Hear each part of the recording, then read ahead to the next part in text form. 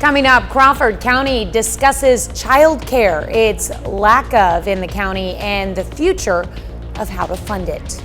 Plus, we are tracking yet another hot day, although some of us saw some scattered showers. We'll break it all down in the Skywatch Weather Center.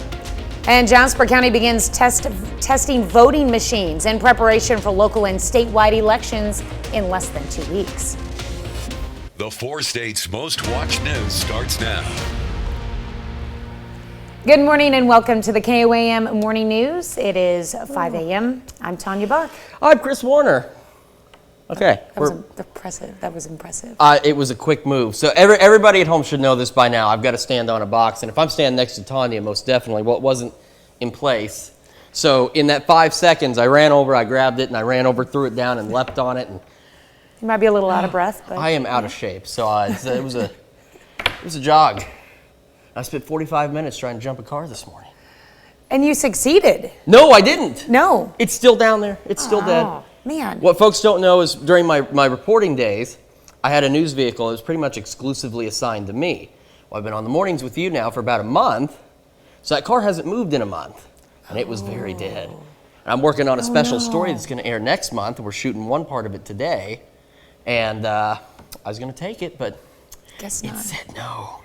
No. You get to drive one of the other ones. I'll just ride with our photographer, Ty. There you go. I don't like being the passenger, but maybe I can take a nap on the way. I can't tell you what the story is. It's going to be interesting, though. It's going to be 4 parts sometime in August, and it should be exciting. Yeah. I've been working on it for a while. Looking forward to that for sure. No, you're not looking forward to is the forecast. That's why I wanted to try and give you guys something to smile about, some kind of good news. So down to the southwest, we did have some showers that made it through. As promised, I said some of us may see a scattered shower or two, and we did. Heat advisories, though, kicked back in for the counties in orange. Now take a look, though. There are fewer counties, which is a good thing. And the unshaded counties there in northeast Oklahoma, they'll go back under an excessive heat warning later today, unfortunately.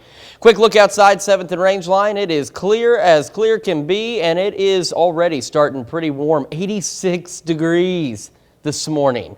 And all of us starting in the mid-70s to mid-80s. And that's a sign of things to come. We'll talk more about the full forecast and what your workday holds. And not like the extended forecast has changed, but I got to show it to you. The bosses say we got to show it to you. I'm going to show it to you. Okay, well, we keep seeing that extended forecast and hoping that the tail end of it's going to give us light at the end of the tunnel. It's a long tunnel. I know that I know the producers are back there going, stop talking. But I was updating the 7-day forecast when I got in. And I needed to change, I needed to move an icon, which I'll get to tell you about. It's a cool icon. I'm looking forward to it. And I had to add the hot icon back. And the way the system works is I uncheck the box so the icon would appear, but the last one that was used in that particular day that popped up was chilly. And it works out because the high for that particular day is going to be chilly compared to what we've seen. It just cracked me up. I was tempted to leave it, but I don't want to, I don't want to give you bad information. I don't want to, get your hopes up. But it was amusing because that day, it's going to be chilly compared to what we're going to see over the next several days. Pretty much anything below 95 degrees should be considered chilly. You are going to be happy. Yes. That is light at the end of the tunnel. Perhaps I should put chilly back on there for you. Maybe, just for me. Go for it. All right, thanks, Chris. Well, the number of people indicted in a suspected Southwest Missouri meth ring grows from 3 to 18. The 18 are accused of participating in a conspiracy to distribute meth in Jasper, Newton, Lawrence, Greene, Berry, Stone, and Polk counties of Missouri and elsewhere. Their home addresses range from southwest and northwest Missouri to Oklahoma and Arizona. In addition to the meth charges, some suspects are also charged with money laundering and weapons crimes. You can find a list of the suspects and charges KOAMnewsnow.com. Well, Cherokee County officials issue a burn ban until further notice. County Commissioner Corey Moats, a volunteer firefighter, says it's too hot for crews to be fighting fires. Cherokee County Clerk says the local departments have been battling fires for the past 3 days along Grove Road in Cherokee County. Election season is just around the corner, but preparations are already underway. In just 2 weeks, voters in Missouri and Kansas will take to the polls for several issues, including local and statewide primaries. Election officials in Jasper County, Missouri are making sure they are ready to go ahead of the big day by testing their voting machines. 2 local residents, one a Democrat and one a Republican, were allowed to run ballots with different markings through the machines to make sure the machines are working properly. We have some undervotes, some people that put X's, check marks, and the whole thing is to make sure that when the machines read it, it reads it correctly, and at the end of election night when you do the reporting, we can be reassured that the election results are accurate. For the August 2nd election, Jasper County will have new voting machines adapted for use for people with disabilities. On Tuesday, Crawford County commissioners discussed the county's lack of child care options. The county has more than $2 million to add for more child care, and commissioners are reviewing 6 applicants ranging from nonprofit organizations to private businesses to fund new facilities. If you look at the data, I think within the state, Crawford County is not by far the worst county in need of child care, but we're still pretty deficit in this area. So as a county commissioner, we're looking to figure out a way to, how can we take the $2.2 million and make a lasting effect for daycare in Crawford County. Commissioners say a lack of child care can directly correlate with a struggle to find employment. Coming up later in our show, our own Amber Jenkins takes a closer look at Crawford County's efforts. Well, Steve Bannon left a federal D.C. courthouse, falsely declaring former President Trump the winner of the 2020 election. Bannon is on trial for contempt of Congress. After a brief opening statement yesterday, federal prosecutors called their first witness, a House January 6th committee staff lawyer. Meanwhile, the committee is preparing to move forward with the next public hearing later this week. Skylar Henry has more from Capitol Hill. Former Trump campaign head and strategist Steve Bannon chuckled as he entered a D.C. federal courthouse for day 2 of his contempt of Congress trial. I'm totally so ashamed of the Congress today for sending staffers over here to try to sell their case. They should be here. The senior people on the committee shouldn't have to send staffers. They should send themselves. Bannon was indicted after refusing to cooperate with a subpoena from the House January 6th committee. Both sides finalized a jury of 12 people and 2 alternates before opening statements started Tuesday afternoon. But attorneys spent the first half of the day arguing over whether letters sent between the committee and Bannon are admissible as evidence. Members of the House January 6th committee say they still haven't reached a decision on whether to subpoena former Vice President Mike Pence as they continue to collect evidence and prepare for more public hearings. Committee investigators had expected the U.S. Secret Service to possibly hand over alleged deleted text messages sent around the same time of the riot. But CBS News has learned the agency has turned over no new communications. The National Archives has now called on them to look into the missing text messages and to submit a report in 30 days. Another committee hearing Thursday will focus on the former president's actions as rioters violently stormed the Capitol. At any point, he could have walked to the press room a couple feet away and called off the rioters. CBS News has learned former Deputy Press Secretary Sarah Matthews and former National Security Council member Matthew Pottinger will testify Thursday about what the former president was doing while the Capitol was under attack. Skylar Henry, CBS News, Capitol Hill.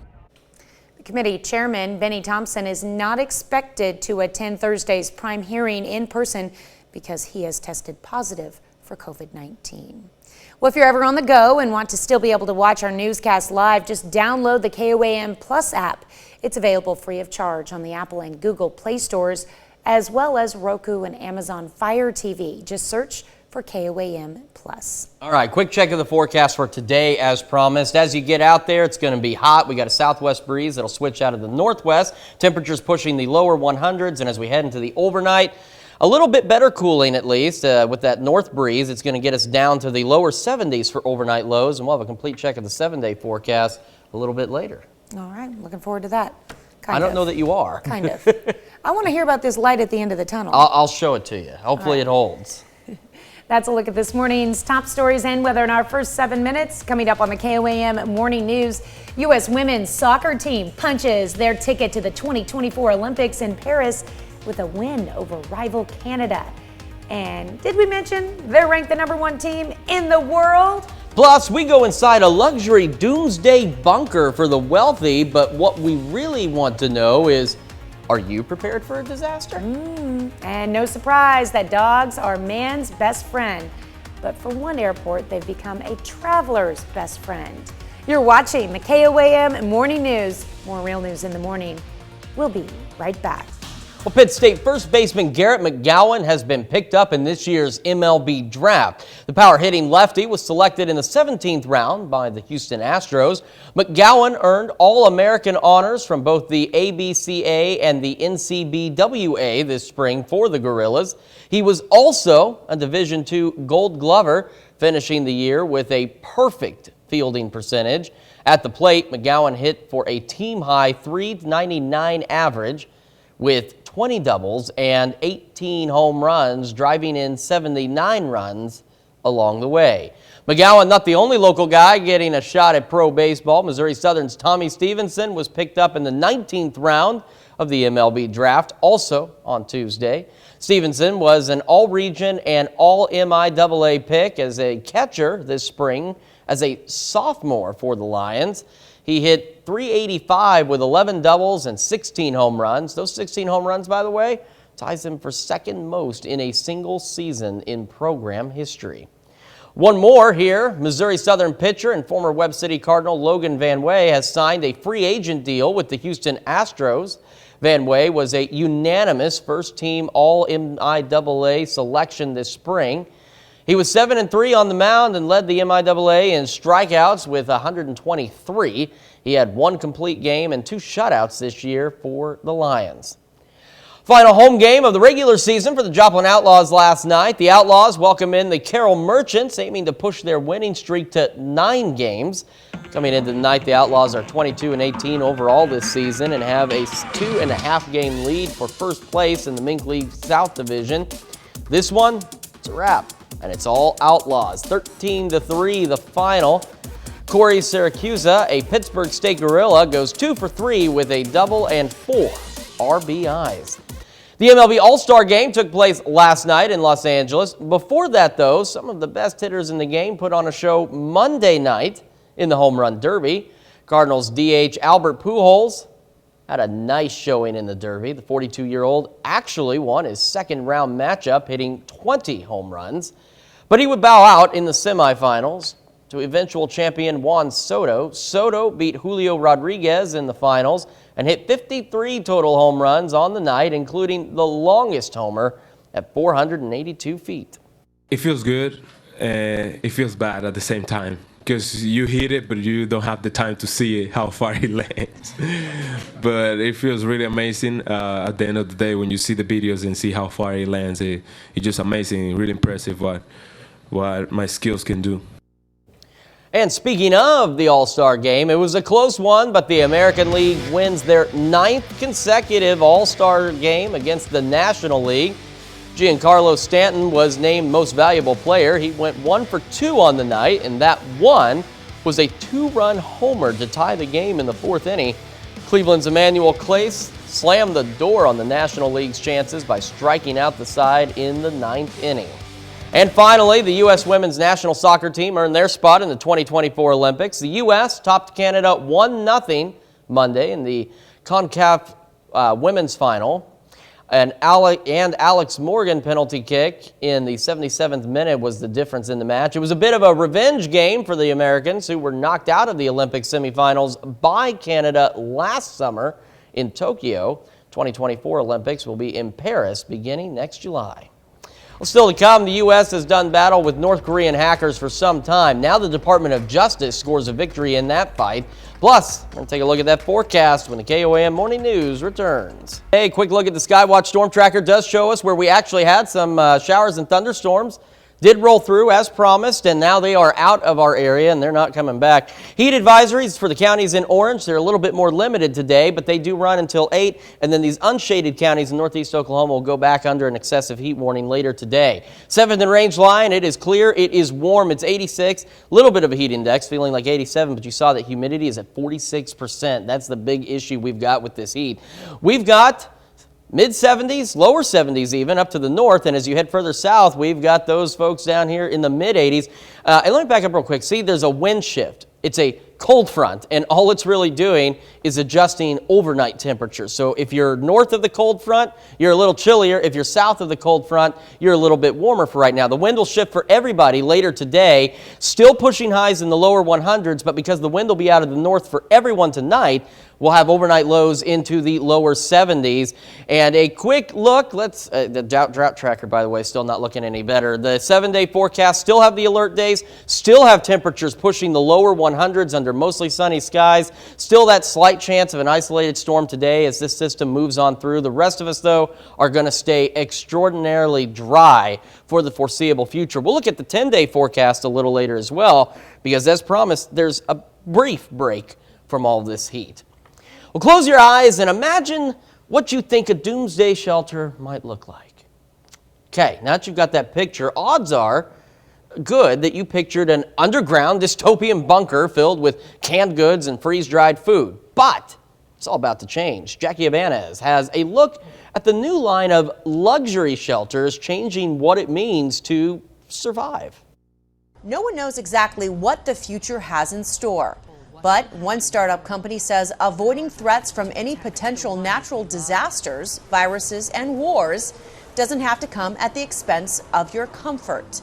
This is an oppidum, a type of luxury doomsday bunker that could soon be underneath the mansions of some of the world's richest people. Oppidum creates underground living spaces that are highly secure and completely discreet, yet beautifully appointed and entirely bespoke. Oppidum is the Latin term for fortified settlement, and that's exactly what this is and much more. Company officials say each bunker is air and gas tight, allowing those inside to be completely cut off from the atmosphere outside for up to a month. The shelters are also armed with the technology to make their own water, air, and energy, while coming with the chicest amenities. Whatever is happening in the world outside, you can rest easy and live fully in times of tranquility and in times of unrest. But these bunkers aren't just meant to keep people safe. We want Oppidum to bring added value for everyday peacetime use of the property. And then there goes the secure storage, private art gallery that enables the owner to safely store their art, similar like in a bank and vault, with the difference that they can enjoy it every day while at their residence. Well, if you're wondering if Oppidum is in reach for you, well, officials say if you have a net worth of more than $100 million and can shell out at least $10 million for a bunker, well, then it could be yours. So our question to you, though, today, are you prepared to deal with a disaster? Quick and easy answer, yes or no. You can vote KOAMNewsNow.com/vote in the KOAM News Now app and take part in the discussion on our Facebook page. We've got Health Watch right after this. Tapping Health Watch this morning, it's one of the busiest travel times of the year. Since June 1st, TSA has screened an average of more than 2 million people every day. Now, thoughts of navigating the airport, crowds, and security have you stressed? You're not alone. Mandy Gaither shows how an airport is easing anxiety with the help of some four-legged friends.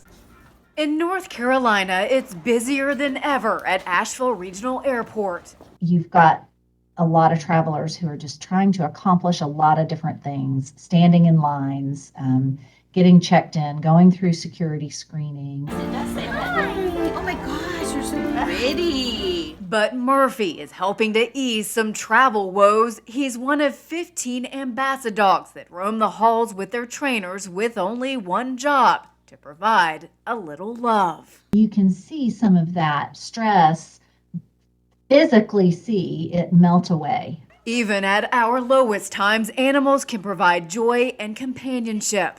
I've been a long-term believer in the connection between mental health and pets. Cleveland Clinic psychologist Susan Albers says they can reduce stress, even help with depression and anxiety. When we interact with pets, there is a decrease in the cortisol level. Cortisol is the stress hormone that pumps throughout our body when we're feeling stressed and overwhelmed.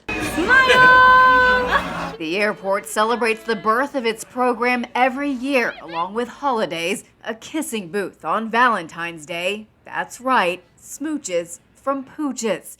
They plan to expand the program. When you witness that with your own eyes, you realize, this is a great service for travelers.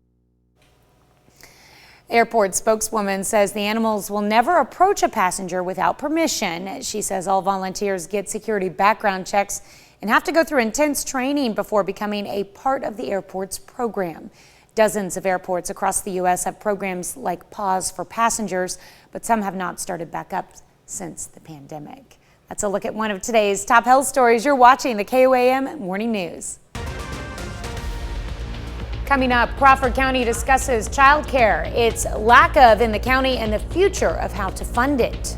There is a cold front pushing through, which is why some of us are cooler to the north and still warm to the south. I'll tell you what it's going to do for temperatures in the Skywatch Weather Center. And Jasper County begins test voting machines in preparation for local and statewide elections in less than 2 weeks. The 4 states' most watched news starts now. Good morning and welcome to the KOAM Morning News. It's now 5:30.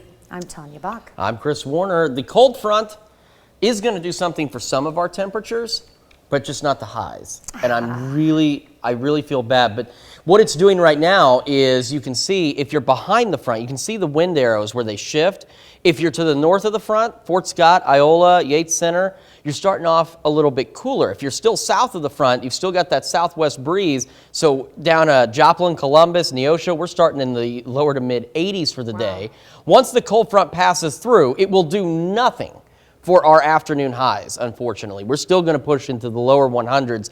The one piece of good news is see, the wind is going to start to shift out of the northwest as the front pushes through, and then it'll be out of the north. And that will allow us to do is cool off a little bit better. So we're starting today, we'll be about 10 to 12 degrees cooler this time tomorrow morning as we dip into the lower 70s. I've been promising to look at the 10-day forecast, and we're going to get that look because there's a brief break coming up, and it's starting to look a little promising, but we've still got several days of dry heat between now and then, and those several days are going to feel like several weeks with temperatures in the lower 100s.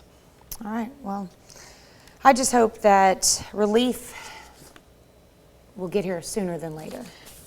Once it gets here, it's not significant, but it's enough. It'll help a little bit. Mm-hmm. But it's kind of like the rain chances we saw over the weekend, last weekend. It rained, but it wasn't enough to make a dent. And unfortunately, this is looking to be the same situation, but we'll take whatever rain we can get, and that's what we've got. No kidding. Right, thanks, Chris. Well, Cherokee County officials issue a burn ban until further notice. County Commissioner Corey Moats, a volunteer firefighter, says it's too hot for crews to be fighting fires. Cherokee County Clerk says the local departments have been battling fires for the past 3 days along Grove Road in Cherokee County. Election season is just around the corner, but preparations are already underway. In just 2 weeks, voters in Missouri and Kansas will take to the polls for several issues, including local and statewide primaries. Election officials in Jasper County, Missouri, are making sure they are ready to go ahead of the big day by testing their voting machines. 2 local residents, one a Democrat and one a Republican, were allowed to run ballots with different markings through the machines to make sure the machines are working properly. We have some undervotes, some people that put X's, check marks, and the whole thing is to make sure that when the machines read it reads it correctly, and at the end of election night when you do the reporting, we can be reassured that the election results are accurate. For the August 2nd election, Jasper County will have new voting machines adapted for use by people with disabilities. Crawford County commissioners are reviewing potential avenues to build more adequate child care for the county. KOAM's Amber Jenkins was at the commissioners' meeting and has more. Child care in Crawford County is scarce. Crawford County commissioners said that there are more than 10 children needing care, but only 1 spot remains in the county. There's only so many centers within the county, and with the influx in Pittsburgh and Crawford County growing, the need is becoming more evident every year. Crawford County commissioners have put aside over $2 million to fix the county's lacking child care. The commissioners understand that the lack of child care directly correlates with the struggle of finding employment for families. I think what a lot of it has to do with is a lot of times people pick their job based off of their child care. So if there's not adequate child care, then they'll take a job that may not fit their family the best, or they may work in a location that's convenient with child care. Now it is up to the Crawford County Commissioners to create more adequate child care in the community. There are 6 organizations requesting funding to build new centers in the county. The commissioners will decide how the $2.2 million for child care gets distributed. There's different aspects of who's going to contribute to make this happen. And regardless of how we decide to do this, some of these are for sure going to happen, and hopefully with our help, all of them can happen. Commissioner Blair is expecting a quick decision on how to best utilize the $2.2 million for Crawford County child care. In Crawford County, Amber Jenkins, KOAM News. Crawford County Commissioner's Office holds weekly meetings at the Crawford Courthouse. Well, Kansas turns to technology to lower its unemployment rate. Kansas Governor Laura Kelly has announced statewide virtual job fair. Virtual job fairs allow job seekers to apply, live chat, and interview virtually with employers. Kansas Works will host the fair today and Thursday from 8 a.m. to 5 p.m. Governor Kelly says Kansas has the lowest recorded unemployment rate in state history at 2.3%. For information on how to participate, you can go to KOAMnewsnow.com. Some Kansas communities get ready for a makeover. A couple of local towns are among 14 rural communities in Kansas who are receiving state grants to create new murals. Chanute gets $9,000 and Girard gets $500. The grant aims to allow communities with fewer than 10,000 residents to create new murals and public art projects that will beautify community gathering spaces and serve as new tourist attractions. You can see on this particular future track map, see the wind arrows coming from the north and the others coming from the southwest. That's a cold front. As you see, though, for the afternoon, it doesn't do a lot for temperatures. Some passing clouds, maybe a scattered shower or two as highs soar into the lower 100s yet again. But once that cold front pushes through, the one thing it does is it does allow us to cool off a little bit better as we head into the overnight. But again, it doesn't do a lot for the long-range temperatures. Take a look at the 7-day. You can see lower 100s all week long under sunny skies. Again, that slight chance of a shower today. I am going to take some time. I keep promising it, but really I am going to take some time and take a look at the 10-day forecast because I was actually just looking over some of the future models, and if everything, you know, it's the weather. It can change quickly, but if it stays this way, there is some good news on the horizon, a little bit of good news. So something is better than nothing at this point, but we do have still several days ahead of us before we get there. I do like that you brought Monday down from 108 to 107. Yeah, no, it's moving in the right direction. It's going to be sweater weather when you see the 7-day forecast compared to what we've seen. For sure.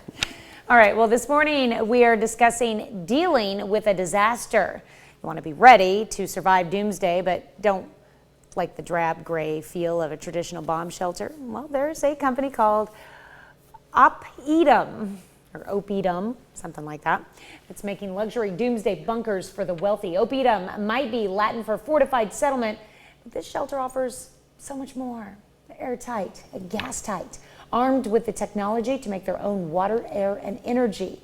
But for the average person who doesn't have 100 million lying around, surviving a disaster can take a practical approach in the form of having things like water and supplies specifically designated for emergency use only. That brings us to our question. Are you prepared to deal with a disaster? It's a simple yes or no. So far, 78% of you say you're not. And only 22% of you say that you are. You can vote KOAMnewsnow.com/vote in the KOAM News Now app. Of course, discussion on the Facebook page. And you know, if you don't have the $100 million, growing up in Joplin, Memorial Hall, the old Memorial High School, now the Education Center. Trying to think, there's a few other places that have those old fallout shelter signs on them. And they're not necessarily all that drab. My younger brother purchased an old farmhouse out in western Kansas, and wow, we went into the basement. There was an old doomsday shelter in there, and yeah, it was pretty scary looking. But I don't doubt it. And I mean, that's why I'm saying, like the old Memorial, both of those locations, they're not so scary looking. They're all right. Franklin Tech did a good job at the first floor of the Memorial. Well, I knew it was Memorial Middle School. Well, there you go. But I'm just saying, there are alternatives. I don't know that they're necessarily going to protect you, but they have a sign that says that they will. So there you go. Well, let's hope so.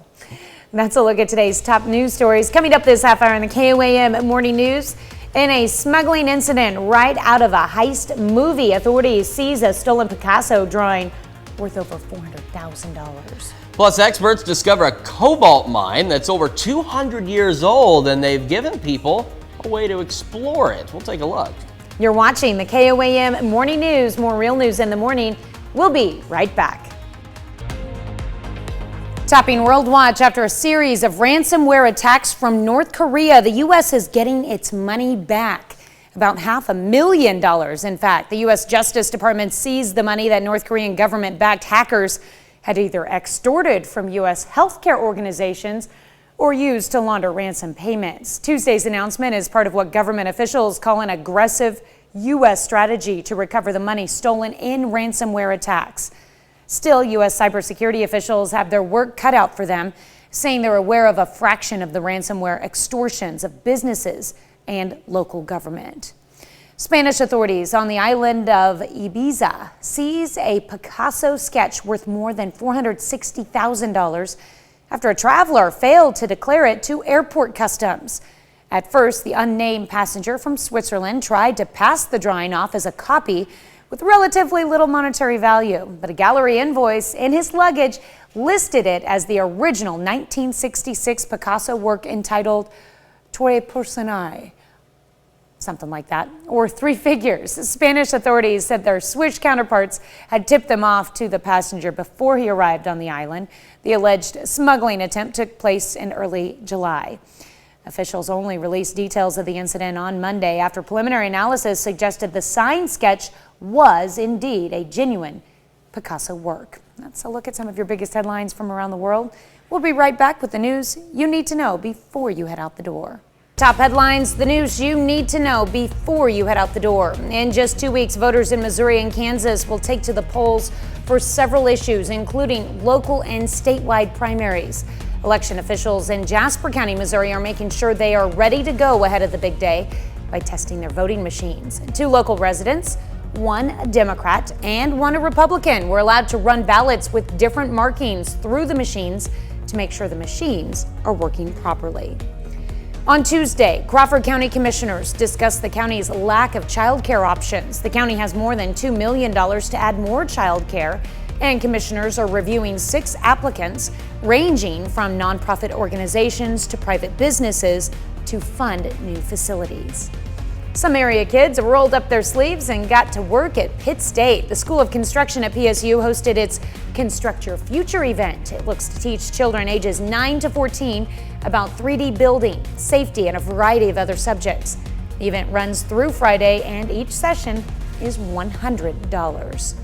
Some future teachers can look forward to an easier process as they transfer from one college to another.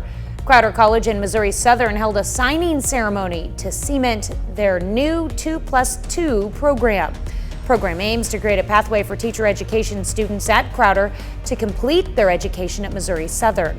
Officials say they want the transition from a 2-year college to a 4-year university to be more seamless. The program intends to add more areas and will also be available online. That's a check of today's top headlines, the news you need to know before you head out the door. Quick check of the forecast. Counties in orange heat advisory through 8 o'clock tonight. It'll kick in this afternoon. These unfilled counties, they are going to fill in with a nice magenta color later, and that'll indicate an excessive heat warning that'll go back into effect. The sun is rising, set to do so at about 6:14 this morning. Until then, 86 in Joplin, slight heat index of 87 because the dew point's up there, but again, humidity is really low, so we're still very dry. What we have is a cold front, and it's only going to help us right now. So if you're north of the front, to say Yates Center, Iola, Fort Scott, Nevada, you're sitting in the lower 70s to start your day. South of the front, you've got that south breeze, so you're sitting in the mid 80s to start your day. The heat will return for everyone, though, despite that front, heading back into the lower 100s. But the wind will start to shift out of the north as that front pushes through. And when it does, it will allow us to cool off a little bit better as we head into the overnight hours into the lower 70s. 7-day forecast, alert days continue as we see temperatures in the lower 100s, maybe a stray shower today. Otherwise, once the front does its thing, we're going to start seeing warmer overnight lows. And of course, look at these temperatures, 106, 107 by Monday. We'll have more from the KOAM Morning News after this. Explorers are very excited about a centuries-old mine found loaded with untouched 17th century relics. Yeah, and you know what else is down there? A mysterious autograph. Jeremy Roth has today's Take a Look at This. A 200-plus-year-old cobalt mine recently discovered in England is a literal treasure trove of historical items from the Napoleonic Wars era left frozen in time. Experts described the mine as pristine, saying it had been abandoned in 1810 and had laid untouched not only from human hands, but also sealed off from oxygen, preserving the relics inside, which included mine machinery, clay pipes and bowls, leather shoes, ropes, and more. Those who made the discovery also found dated inscriptions left behind, begging the intriguing question, who was W.S.? The find was so significant that the National Trust, which owns the land, commissioned a full digital mapping of the mine, allowing curious explorers to take a three-dimensional tour of the cavern online from anywhere in the world. If that didn't get you thinking, holy cow, then take a look at this. The Florida Turnpike had to be shut down in both directions when roughly 70 cows were forced to flee from a trailer fire. Thankfully, firefighters were able to get the flames under control and all the cows were accounted for, allowing all involved to steer clear of an utter disaster. And finally, speaking of roadside messes, this Minnesota man is on a mission to clean up his local roads. 77-year-old Doug Eichten walks a busy 2-mile stretch every few days with the goal of collecting 15 pounds of roadside trash a week. Eichten says nothing about his filthy finds surprises him anymore, but for the sake of the environment, he doesn't mind putting in the dirty work. For Take a Look at This, I'm Jeremy Roth. Who would burn an AC/DC shirt? Maybe that's just how much fun they were having. There was a lot of trash to go with it. There was. You never know. It's nice that there's people out there willing to do something like that. Oh, absolutely. Absolutely. Everybody can pitch in, and if everybody picked up just a little bit, or at least just took care of their own trash, it'd be a lot cleaner place. Oh, yeah, that's for sure. Well, they say diamonds are a girl's best friend, but a bedazzled dress worn by a Hollywood legend can be pretty popular, too. David Daniel has more. You want what you want when you want it. Plenty of bidders wanted Marilyn Monroe's embellished gown from There's No Business Like Show Business. It was the top-selling item at Julianne Auctions and Turner Classic Movies' Hollywood Legends auction, fetching nearly $220,000, well over its pre-auction estimate of $80,000.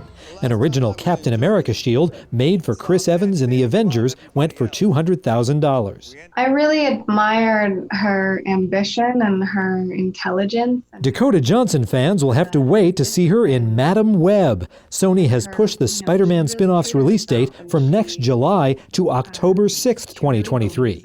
Johnson plays the title role, a clairvoyant woman who, in the comics, helps Spidey fight crime. All the way now. Here's your first look at Gigi and Nate, inspired by true events. Charlie Rowe plays a quadriplegic man whose life is changed by an unusual service animal, a Capuchin monkey. Gigi and Nate opens in theaters September 2nd. In Hollywood, I'm David Daniel. Oh, that was making me get emotional just watching that little preview there. That's going to be a good one. I think so. Yeah, nice motivational movie there. All right. We'll be right back with another look at your forecast after this. All right, so we got a little bit of weather to talk about, so let's get right to it. We have a cold front passing through this morning. We'll get to that in just a second. Despite it, temperatures still soaring into the lower 100s, but check it out. The wind, as the cold front pushes through, will start to shift out of the northwest, and then it'll shift out of the north. So this is the one thing, the one good thing anyway, that the cold front will do for us is it gets us back into the lower 70s for overnight lows. Because like right now in Joplin, starting in the 80s. But if you're north of the front, Iola, Fort Scott, Nevada, you're starting in the lower 70s because of that north breeze.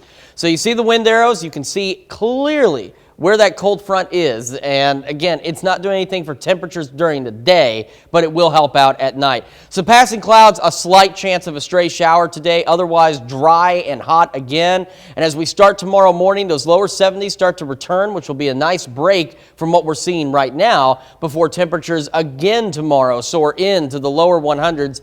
More cloud cover and more stray showers, but those should stay outside of our area. The drought situation still not improving, but thankfully so far, the latest updates, it's not getting worse yet, but we still have several days of dry heat to get through. If you're in the yellow, you are abnormally dry. Everybody else in this brown color, you are moderately dry. And again, as we've talked about out by West Plains, they are dealing with severe drought, and that could continue. So 7-day forecast, we have alert days because of the heat again.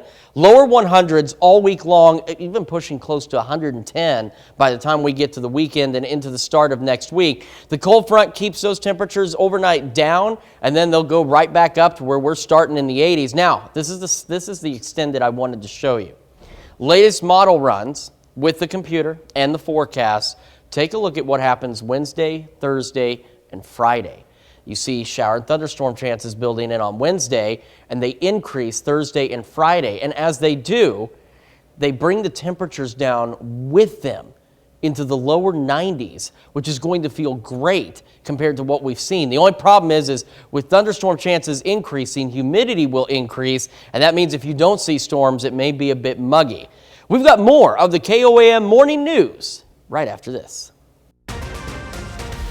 Coming up, the number of people indicted in a suspected meth ring rises to 18. Plus, the sun getting ready to rise in about 14 minutes and a cold front coming through. We'll tell you all about it in the Skywatch Weather Center. And sunflowers may love the sun, but triple digits make it hard for them to grow. The 4 states' most watched news starts now. Good morning and welcome to the KOAM Morning News. It's now 6 a.m. I'm Tanya Bach. I'm Chris Warner. I've realized just how shiny my head is. I've got to do something about that. I don't know what, but something. We could put some powder on it. That's not yeah, but I feel like that would just look strange. Nah. I don't know. That's everybody does it. I've got all these great ideas for morning talkers. What do you do at 5 a.m.? Should I or should I not put powder in my hair? We could experiment. These are all sorts of things that we need to ask the viewers because you guys are the ones watching. I'm just here. You got to tell me what you like, what you don't like, and whatever. I know you don't like the forecast. I do like that tie. It's not. I was telling you, I go to JCPenney because first off, I'm not trying. This is not trying to be like an ad. It's just JCPenney is the only store that sells suits in my size. I'm short. They're the only ones that sell pants in my waist and length. They're the only ones that sell the suit jackets that I can find that actually are my size. And of course they sell those box shirts with the ties because I can't match anything for anything. So I figure if they put the tie in the box with the shirt, then it must be a good match, and that's what I buy. So yeah, this is the tie that came with this shirt, and so that's what it goes with. There you go. That's why if you see me wearing a particular colored shirt, you'll notice that it's typically always the same tie because that's what came with the shirt. I have the opposite problem. You have trouble finding something like in your length. So do I. I can't go to stores and find pants that are the right length. I have to order everything online. But I find the ones I like. I don't doubt it. I don't doubt it. You and I have, we have the opposite, like you said, we're opposite ends of the spectrum. I'm really short. And I'm obscenely tall. And you're very tall. And you can't tell it right now, but yeah, Tanya's very tall. She's much taller than I am. So the forecast, please don't hate me because of this. I'm not doing it on purpose, I promise. Sun is set to rise in about 12 minutes. Down in Joplin, we're south of a cold front, so it's 85, feels like 86. However, Fort Scott, Iola, Nevada, you guys are north of the cold front. See the wind shift on there? So they're sitting in the lower 70s, while the rest of us are with the south breeze and sitting in the lower 80s. Look at how the day is going to progress, though. Despite the cold front, temperatures will soar again into the lower 100s, maybe a stray shower or two out west. But the cold front, what it's going to do is the wind will shift from the north for everybody as it passes through, and it will allow us to cool off tonight into the lower 70s, which will be nice compared to where we are if you're south of the front right now. Unfortunately, it doesn't last very long, but in the long range forecast, there's some good news, and we'll get to that a little bit later. All right, I always like to hear some good news. We need some. Any good news is helpful. We're supposed to be putting the good in your morning. I'm going to try. I'm certainly going to try to do that. All right, thanks, Chris. Well, the number of people indicted in a suspected Southwest Missouri meth ring grows to 18. A federal grand jury that had already indicted 3 suspects indicts 15 more. The 18 are accused of participating in a conspiracy to distribute meth in Jasper, Newton, Lawrence, Greene, Berry, Stone, and Polk counties of Missouri and elsewhere. Their home addresses range from southwest and northwest Missouri to Oklahoma and Arizona. In addition to the meth charges, some suspects are also charged with money laundering and weapons crimes. You can find a list of the suspects and charges at KOAMnewsnow.com. Cherokee County officials issue a burn ban until further notice. County Commissioner Corey Motes, a volunteer firefighter, says it's too hot for crews to be fighting fires. Cherokee County Clerk says the local departments have been battling fires for the past 3 days along Grove Road in Cherokee County. Oklahoma health officials release a statewide plan to reduce obesity. Officials say 36.4% of adults in Oklahoma are obese. That's about 1 million adults in the state. Their plan aims to put resources and education in the hands of Oklahomans so they can make well-informed decisions and make it easier for Oklahomans to develop healthy habits. Oklahoma's State Department of Education awards 102 grants totaling $8.4 million to schools. EDGE grant funds are intended to improve academic performance among the overall school population or in federally identified student populations. These include economically disadvantaged students, English learners, students of color, and students with disabilities. Sunflowers can be beautiful, but for Country Roads Family Farm in Stott City, Missouri, the beauty is taking a while to show. The triple-digit temperatures are making it hard for these sunflowers to grow. The farm brought in an old pumper truck to get water to their crops, and with the Sunflower Festival just around the corner, they're praying for rain. The owners are optimistic there will be sunflowers this year, but they're not sure how long the crop will last. I'm certain that we'll have sunflowers. It does make me wonder whether we'll have the full field or whether we'll lose some. If we can get to them early enough, I hope to have all 4 quadrants in bloom. What I really want people to see is this epic story of survival that's going to play out. Country Roads Family Farm spends $6,000 on seeds alone. The farm is to host a sunflower festival beginning August 6th. Wish them the best. Well, some future teachers can look forward to an easier process as they transfer from one college to another. Crowder College and Missouri Southern held a signing ceremony to cement their new 2+2 program. The program aims to create a pathway for teacher education students at Crowder to complete their education at Southern. Officials say they want the transition from a 2-year college to a 4-year university to be more seamless, so that students know exactly which courses to take at Crowder in order to transfer into as a junior at Missouri Southern, lose no credits, be ready to move forward in 2 years, be ready for a career in teaching. Program intends to add more areas and will also be available online. Well, some area kids rolled up their sleeves and got to work at Pitt State. On Tuesday, the School of Construction at PSU hosted its Construct Your Future event. The event looks to teach children ages 9 to 14 about 3D building, bridge building, safety, and a variety of other activities. It's more of an exposure, kind of like what my parents and grandparents did when I was young. You know, go out and here's a hammer and nail, go build something. Doesn't matter whether it was pretty or not. And so this just gives them experience to understand the process, how to safely use tools. The event runs through the end of the week, and each session is $100. Kansas Governor Laura Kelly announces a statewide virtual job fair. Virtual job fairs allow job seekers to apply, live chat, and interview virtually with employers. Kansas Works will host the fair today and Thursday from 8 a.m. to 5 p.m. Governor Kelly says Kansas has the lowest recorded unemployment rate in state history at 2.3%. For information on how you can participate, go to KOAMnewsnow.com. A couple of local towns are among 14 rural communities in Kansas who are receiving state grants to create new murals. Chinook gets $9,000 and Girard will receive $500. The grants aim to allow communities with fewer than 10,000 residents to create new murals and public art projects that will beautify community gathering spaces and serve as new tourist attractions. Well, today, back in 1969, Neil Armstrong walks on the moon. 10:56 p.m. Eastern Time. American astronaut Neil Armstrong, 240,000 miles from Earth, speaks these words to more than 1 billion people listening at home. That's one small step for man, one giant leap for mankind. Stepping off the lunar landing module Eagle, Armstrong became the first human to walk on the surface of the moon. The American effort to send astronauts to the moon has its origins in a famous appeal President John F. Kennedy made to special joint session of Congress May 25, 1961, where he said, "I believe this nation should commit itself to achieving the goal before this decade is out of landing a man on the moon and returning him safely to Earth." At the time, the United States was still trailing the Soviet Union in space developments, and Cold War-era America welcomed Kennedy's bold proposal.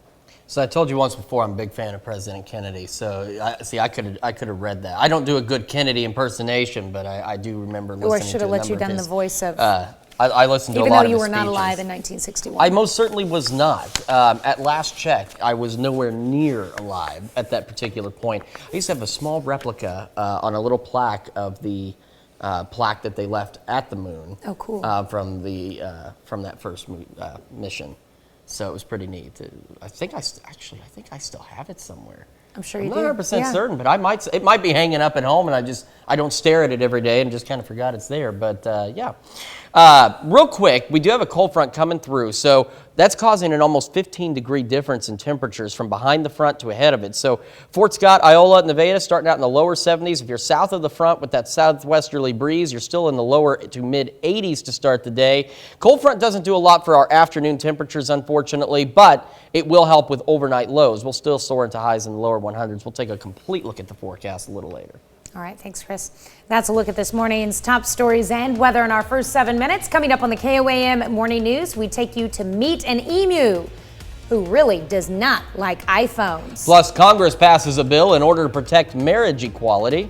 And how hormone replacement therapy does not cause the reoccurrence of breast cancer. You're watching the KOAM Morning News. More real news in the morning. We'll be right back. Topping Nation Watch this morning, as abortion rights advocates and Democratic lawmakers continue to protest the Supreme Court's decision to overturn Roe v. Wade, members of the House of Representatives voted on a bill to protect same-sex and interracial marriage. Out of concern, other rights could be at stake. Natalie Brand reports from Washington. House Democrats took up a bill to protect marriage equality out of fear the conservative court could revisit other landmark decisions. The bill is passed. Without objection, a motion. The legislation passed with bipartisan support, 47 Republicans joining Democrats. It simply says each state will recognize the other state's marriages and not deny a person the right to marry based on race, gender, sexual orientation. Supporters of the Respect for Marriage Act note Justice Clarence Thomas's separate opinion suggested the court should reconsider past precedent, including same-sex marriage and access to contraception. But Republicans say the majority opinion did not go that far. This bill is simply the latest installment of the Democrats' campaign to delegitimize and attempt to intimidate the United States Supreme Court. Nearly 1 month since the Supreme Court's decision on abortion, patients and providers say they're navigating new restrictions and experiencing confusion depending on where they live. Physicians seeing ectopic pregnancies or patients with sepsis or hemorrhage during pregnancy are literally calling hospital attorneys who, in some cases, tell them to wait until there is a higher chance of death before intervening. During a House committee hearing Tuesday, lawmakers also heard from an OBGYN who opposes abortion. It means that instead of defaulting to abortion as a Band-Aid for a variety of complex issues, we will now be working to identify innovative solutions for women today, their preborn children, and for future generations. And while there's been bipartisan support expressed for family planning, House Democrats say they will put Republicans on the record later this week with a vote on guaranteeing access to contraceptive services. Natalie Brand, CBS News, Capitol Hill. Earlier Tuesday, a number of Democratic lawmakers took part in a demonstration for abortion rights. At least 17 Democratic House members were arrested for civil disobedience. And that's a look at today's top national story. We'll be right back. An iPhone-hating emu is cracking up the internet and coining a catchphrase. Jeannie Moose reports on the bird that's pecking his way to fame. He's an emu who's made a name for himself. Emmanuel, do not do it. Emmanuel, don't do it! Emmanuel! And that name is Emmanuel. Emmanuel, don't do it. Whenever Taylor Blake tries to make a video at Knuckle Bump Farms in Florida where they raise miniature cattle, she's always getting bumped by guess who? Emmanuel, don't do it. Emmanuel. Emmanuel. Don't do what? Manual. The man is just a natural. I swear he was born to be on camera. And now he's gone viral. Probably thinks his name is Emmanuel Don't Do It. Emmanuel, don't do it. Emmanuel, do not do it. Emmanuel? And when he's done it, Emmanuel? the question is... Why? Why do you gotta be such a menace, dude? Emmanuel has always had a hatred for two things. One of them is phones and the other one is buttons. Taylor has even resorted to the tactic all moms try, the dreaded 3 names. Emmanuel Todd Lopez. Emmanuel. And he stops in his tracks and kind of looks. Have you actually lost an iPhone over this? Not yet. And it could be worse. A woman named Amanda at Useless Farm has herself been pecked. Pecked repeatedly.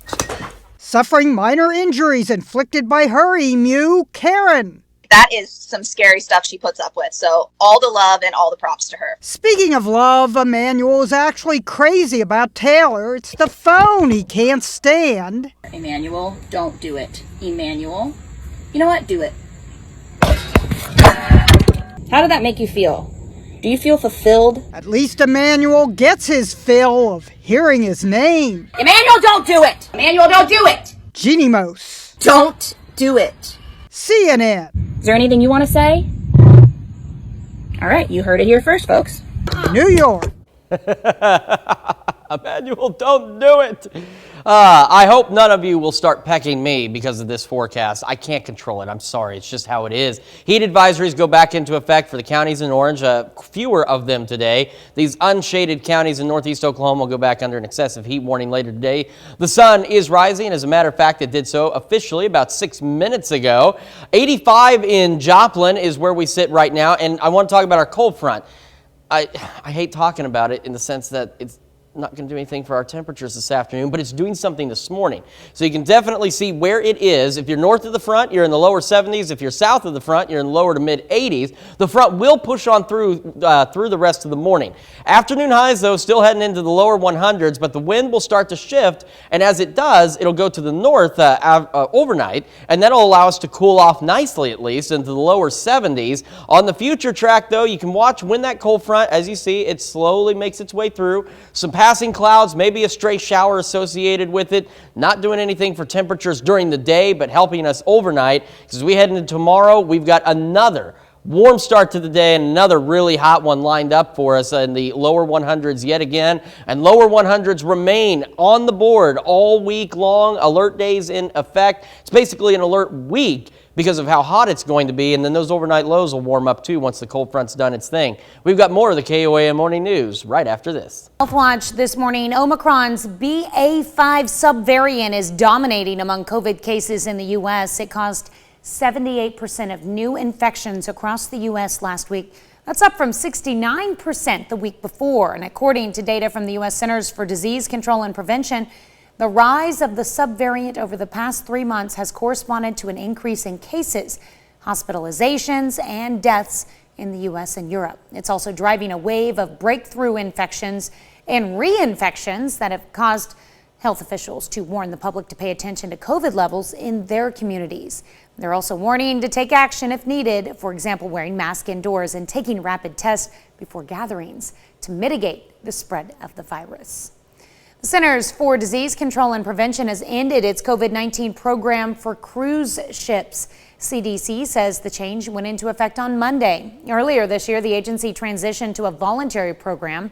It allowed companies to opt in and agree to follow its recommendations for testing and vaccines. But now all cruise lines will be able to manage their own mitigation policies. CDC warns that cruising still poses a risk of transmission. Agency says it will continue to publish guidance to help ships provide safe and healthy environments. The Vaccine Advisory Committee for the U.S. Centers for Disease Control and Prevention voted unanimously on Tuesday to recommend emergency use of Novavax's COVID-19 vaccine for adults. U.S. Food and Drug Administration had already granted emergency use authorization for the vaccine last week. CDC Director Dr. Rochelle Walensky still needs to sign off on the recommendation before shots can be administered. If she does, it would become the 4th coronavirus vaccine available in the U.S. Novavax's chief medical officer, Dr. Philip Dubosky, told the panel earlier Tuesday that the company has been studying variant-specific versions of its vaccine. Dubosky said scientists are working to have the variant-specific COVID-19 vaccines available by the end of this year. Well, people who get COVID-19 are more likely to develop cardiovascular diseases and diabetes soon after infection. A new study out of the UK looked at more than 400,000 COVID patients and found 81% more diagnoses of diabetes in the first month after COVID. The risk remained high for up to 3 months. COVID-19 was also associated with a 6-fold increase in cardiovascular issues. A new study finds hormone replacement therapy for breast cancer survivors is not associated with the reoccurrence of the disease. Survivors often deal with hot flashes, night sweats, and other menopausal symptoms, which are treated with estrogen or other hormones. The new research of more than 8,000 women found no increase in repeat breast cancer after taking the hormones. Minority populations are dying from drug overdoses at a disproportionate rate, and that's according to new data from the CDC. 2020 overdose death rates increased 44% for Black Americans and 39% for American Indian, Alaska Native people. Rates increased by 24% for white Americans. That's a look at some of today's top health stories. You're watching the KOAM Morning News. This is a live view of Comet C 2017 K2 from the YouTube channel The Real Pax as it approaches Earth. And you can very clearly see it right there. Not visible, though, from the tower cam at 7th and Rangeline. What is visible is the sun rising on this beautifully warm day. 85 in Joplin is where we are right now. We got that cold front, which is cooling us off to the north, lower 70s. But if you're south of it, you're still in the lower 80s. As we progress through the day, though, cold front will not do anything for afternoon temperatures, as we will still see highs soar into the lower 100s. But the southwest breeze south of the front will become northwest and then eventually north as we head into the overnight. And the one thing it will do is it'll allow us to give our ACs a bit of a break as we dip off into the lower 70s for overnight lows. More of the KOAM Morning News after this. Coming up, the number of people indicted in a suspected meth ring rises to 18. Cold front passing through. Unfortunately, no big impact on afternoon temperatures. We'll look at the forecast in the Skywatch Weather Center. And sunflowers may love the sun, but triple digits make it hard for them to grow. The 4 states' most watched news starts now. Good morning and welcome to the KOAM Morning News. It is 6:30. I'm Tanya Bach. It certainly is 6:30. I'm Chris Warner. We have that cold front.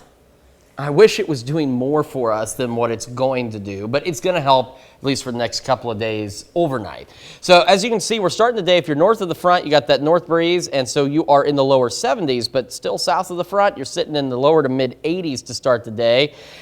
Temperatures will still soar, though. The cold front doesn't do anything for us in the afternoon, staying hot and dry with temperatures pushing into the lower 100s yet again. But the wind will shift out of the north for everybody as the day goes on, and that will allow us to cool off into the lower 70s overnight. Quick look at the future track. You'll watch as you see the wind arrow shift. That's the cold front pushing through. Some passing clouds, maybe a stray shower out west, but otherwise we stay hot and dry yet again. And as I mentioned, the cold front doesn't do anything for temperatures because as you see by tomorrow, we're heading right back into the lower 100s yet again. In fact, we have alert days, practically an alert week, because temperatures will be in the lower 100s all week long. There might be some relief on the way, but we've got several days before it gets here. And hopefully the forecast will hold and we'll get some kind of break from this heat. Because we need it. We need it bad. Like you were just talking about, sunflowers, they love the sun, but they don't like the heat, and they don't like it being so dry. And we talked about it yesterday. I just wanted to just touch on it again. Is, you know, we've got the dew points that are up there, but the humidity level, the actual moisture in the air, is extremely low, and that's where our problem is coming from. It's meaning our heat index values aren't through the roof, which they could be if the humidity was higher, but it's causing issues with drought. It's causing issues with crops because there's just no moisture in the air for these plants to even try and draw in from the air. It's just so dry right now. And the problem is that the plants that the crops that we plant here aren't used to it.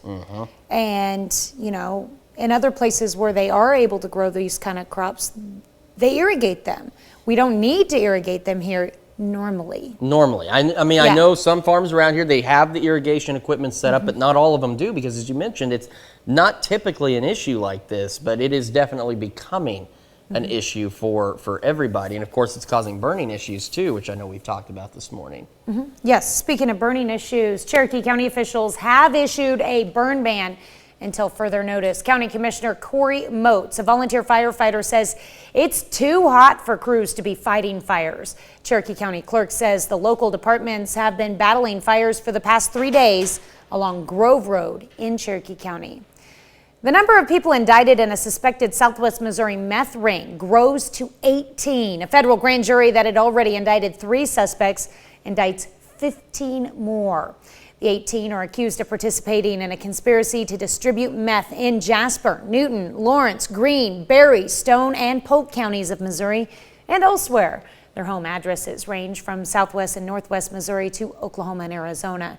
In addition to the meth charges, some suspects are also charged with money laundering and weapons crimes.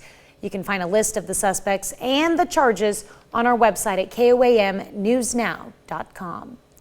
Oklahoma health officials release a statewide plan to reduce obesity. Officials say 36.4% of adults in Oklahoma are obese. That's about 1 million adults in the state. The plan aims to put resources and education in the hands of Oklahomans so they can make well-informed decisions and make it easier for Oklahomans to develop healthy habits. The Oklahoma State Department of Education awards 102 grants totaling $8.4 million to schools. EDGE grant funds are intended to improve academic performance among the overall school population or in federally identified student populations.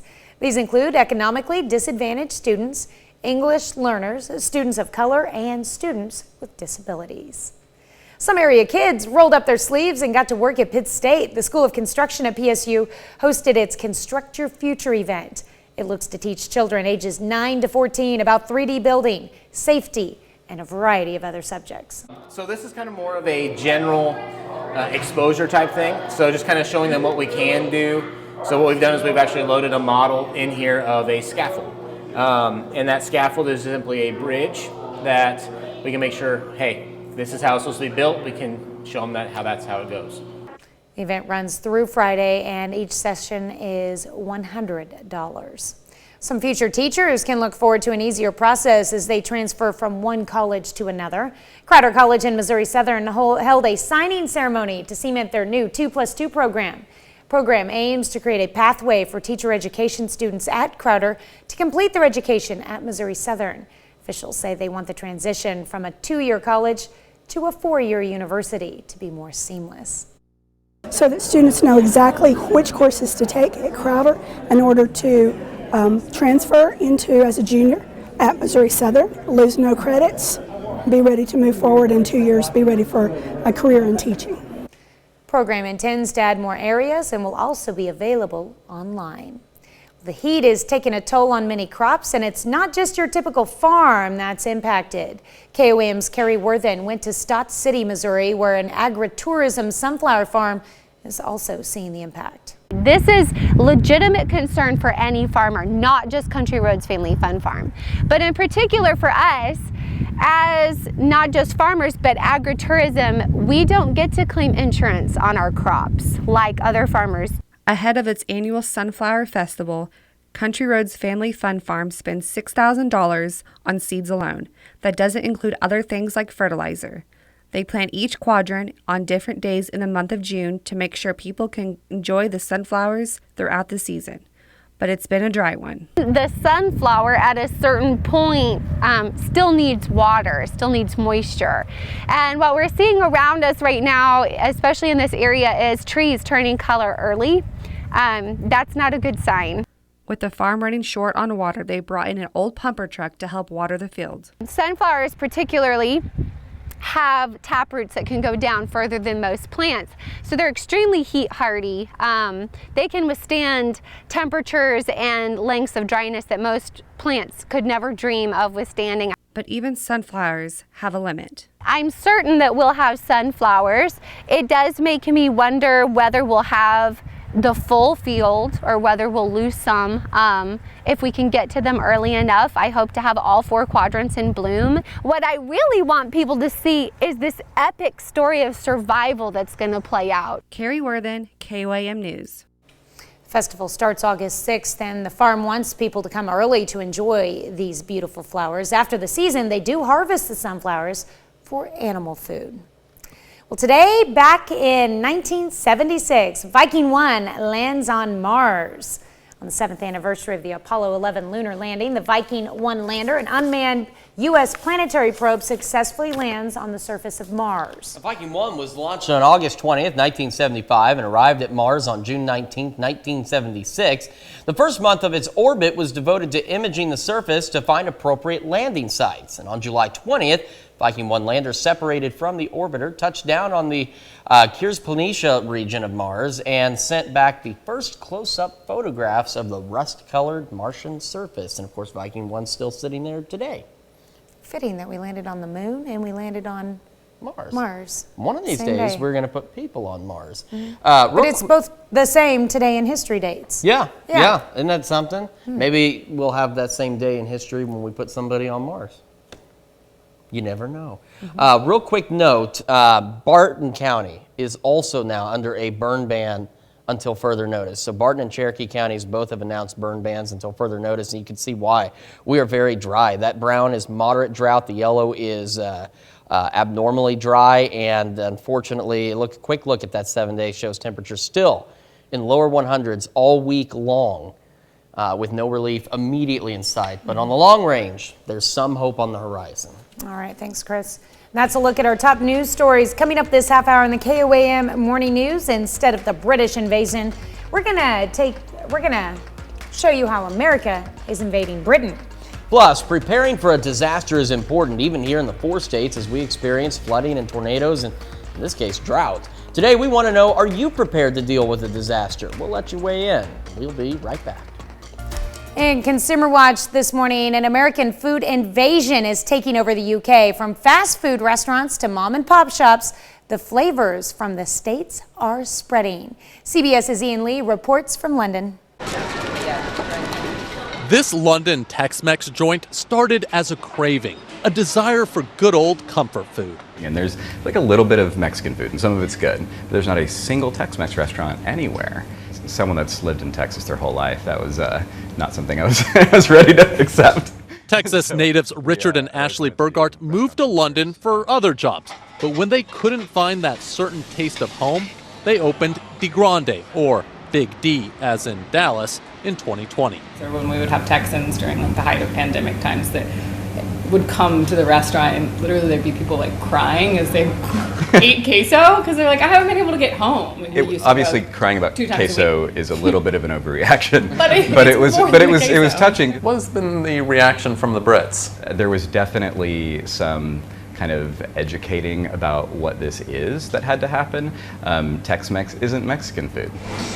De Grande is part of the buffet of American restaurants popping up across the UK. From fast food joints like Popeyes and Wendy's, with plans to open hundreds of new locations, to mom and pop shops. Introducing something new and unique can still be a bit tricky. How do you introduce people who've never had queso to queso? Sometimes they don't order it, and so we bring them a sample anyways, and then they usually love it because it's good. The hallmark of a good place? Repeat customers. I love tacos. I love this place. You know, we live in the area, so yeah, I'm gonna keep coming back. And here's my guac. And great guac. Ordering guac. They're even getting the lingo down. Now that's a real takeover. Ian Lee, CBS News, London. American restaurants are not the only one taking over. Brits are also developing an American sweet tooth. UK's busiest shopping street, Oxford Street, is home to more than 30 U.S. candy stores. Yummy. That's it for Consumer Watch. Let's go over to Chris for our Something to Talk About. Well, this morning we're discussing dealing with a disaster. You got to be ready to survive Doomsday, but if you don't feel like the drab gray feel of a traditional bomb shelter, well, there's a company called Opedum that's making luxury doomsday bunkers for the wealthy. Now, Oppida might be Latin for fortified settlement, but this shelter offers so much more. They are airtight and gas-tight and armed with technology to make their own water, air, and energy. But for the average person who doesn't have $100 million just lying around, surviving a disaster can take a practical look by just, having things like water supplies specifically designated for emergency use only. So we're asking you this morning, how prepared are you for a disaster? You can vote yes or no. Pretty simple one today. 77% of you saying that you are not prepared for a disaster. 23% of you say that you are. You can vote KOAMnewsnow.com/vote. Do so in the KOAM News Now app and take part in the discussion on our Facebook page. We're going to celebrate birthdays and anniversaries, but first, let's check in with Gail King to see what's happening on CBS Mornings. Hello to you, I'm Gail King. Coming right up on CBS Mornings, a woman who took over as a cartoon editor at The New Yorker shows us what it takes to make readers chuckle. Everybody likes a good chuckle. I like that word. Now she's modernizing an American tradition. That's coming right up on CBS Mornings. We take this time to honor today's four-state hero, George Straw. Sergeant Straw served in Korea from 1951 to 1953. He served with the 5th RCT.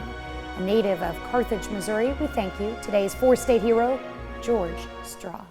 Time to celebrate some birthdays. We're going to head over to Crestline, where Ethan Jesse is turning the big 5 today. Happy birthday to you, Ethan. All right, and Landry Maury turning 6 years old in Lamar. Hope you have a wonderful birthday, Landry.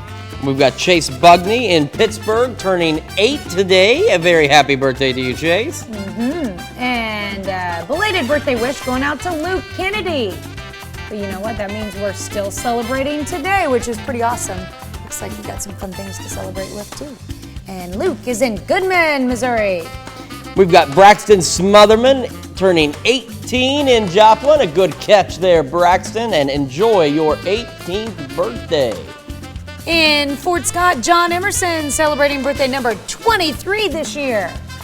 And Alan Grimmett, this is from your wife, Tina. She says a very happy birthday to you as you celebrate in Parsons. All right, and Deanna Lockmiller celebrating birthday number 71 this year. Deanna's in Pittsburgh.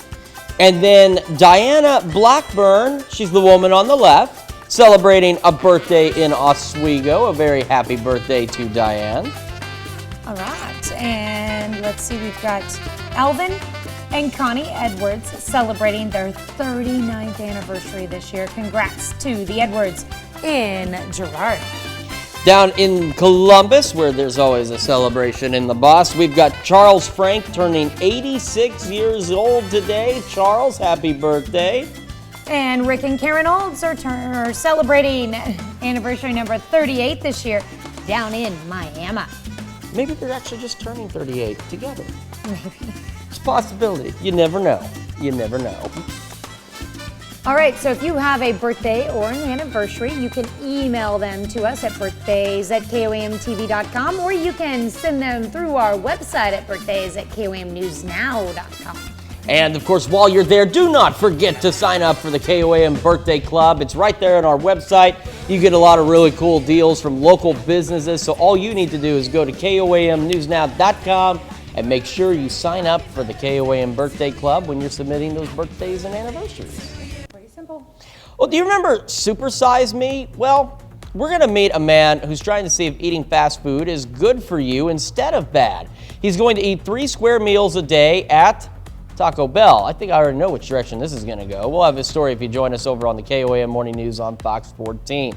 Quick look at the forecast. Cold front pushing through. So you can see now places like Pittsburgh and Lamar starting to actually cool off a little bit this morning, but it won't last long because cold front's not going to do anything for afternoon highs. You can see the temperatures are going to rise into the lower 100s yet again today, and it's going to continue. The one thing the cold front is going to do for us, though, is it's going to cool us off overnight because we're going to get a north breeze. Temperatures dropping into the lower 70s. Quick look. We don't need to look at the future track because there's nothing to see on it, to be honest. Quick reminder of the drought situation in the area. We've got abnormally dry in the yellow, moderate drought for everybody else in that brownish color, and this is why. 7-day forecast shows no relief in sight. Lower 100s all week long. The cold front does its thing. and then we start to warm back up again even overnight. But we have a few seconds, and I want to show you where we do have a little hope on the horizon in the 10-day forecast. Take a look as we head into next week on Wednesday, Thursday, and Friday.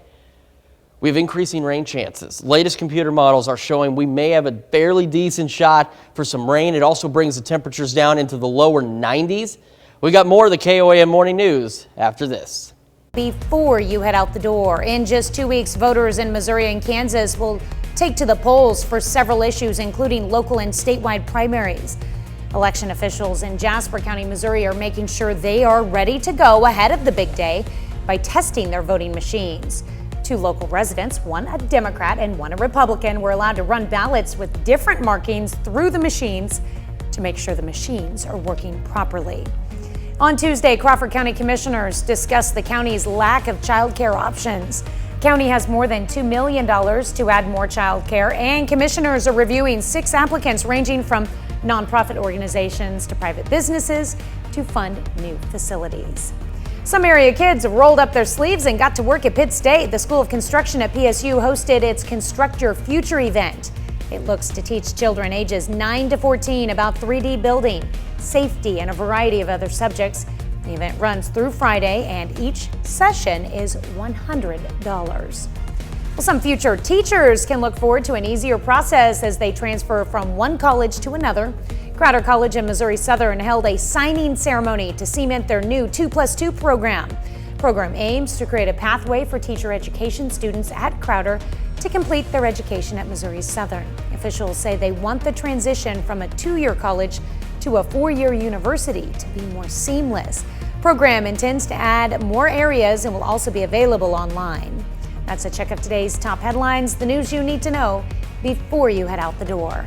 Quick check outside, temperatures, the cold front. There's a cold front passing through, so it's actually got us in the lower 70s to the north of it and mid 80s to the south of it. Unfortunately, it does nothing for afternoon temperatures, so we all soar back up into the lower 100s, but the wind will shift out of the north for everybody later today, and that will allow us to cool off nicely overnight into the lower 70s, but unfortunately on the 7-day forecast too, cold front helps us out overnight for a couple of days, does nothing for those afternoon temperatures as we stay hot and dry. Coming up today at noon, we're making mango lime chicken in the Mr. Food Test Kitchen. Your morning news continues on KOAM with CBS Mornings, and ahead, Changing the Game. Their series there.